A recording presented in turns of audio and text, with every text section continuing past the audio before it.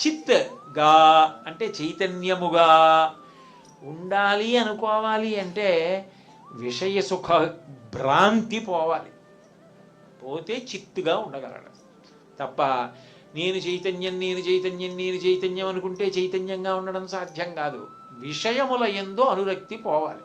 అంటే అలా ఎలా అని అడిగాడు. అడిగితే ఆయన వెంటనే ఒక ఉపమానం చెప్పాడు. నేను కామార్పుకురిలో ఉన్న రోజుల్లో ముంగిసలు ఉండేవి. అవి అక్కడ ఉన్న గోడ కన్నాల్లో దూరుతుండేవి. వాటికి ఎప్పుడు గోడ కన్నంలోకి వెళ్ళిపోయి ప్రశాంతంగా ఉండాలనిపిస్తే అప్పుడు ఆ గోడ కన్నంలోకి వెళ్ళిపోతుండేవి. కొంతమంది పెంకి పిల్లలు ఏం చేశారంటే వాటి తోకలకి రాళ్ళు కట్టారు.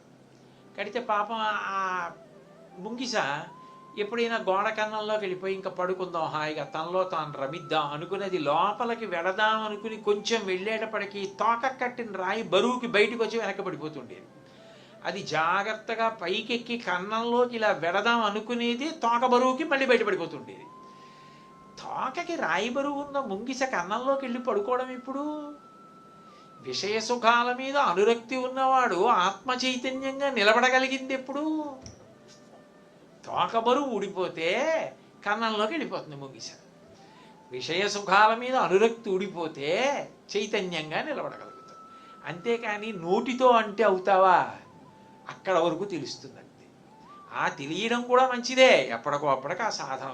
తోకకి రాయి ఉందని తెలుసుకున్న ముంగిస కన్నంలోకి వెళ్ళిపోదాం అనుకుంటే ఎప్పటికో అప్పటికి రాయి వదులుచుకోవాలి. అదోటి ఉందని తెలుసుకుంటే చిజ్జల గ్రంథిలో దీని గురించినటువంటి ఆసక్తి తగ్గే అవకాశం కలగచ్చు ఎప్పటికో అప్పటికి. కాబట్టి తెలియడం అవసరం.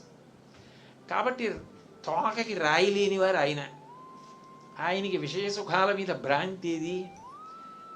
ఇంక దేని మీద అనురక్తి లేదు. ఉన్నది ఏమిటంటే చైతన్య ఘనంగా మాత్రమే ఆయన ఉండేవారు.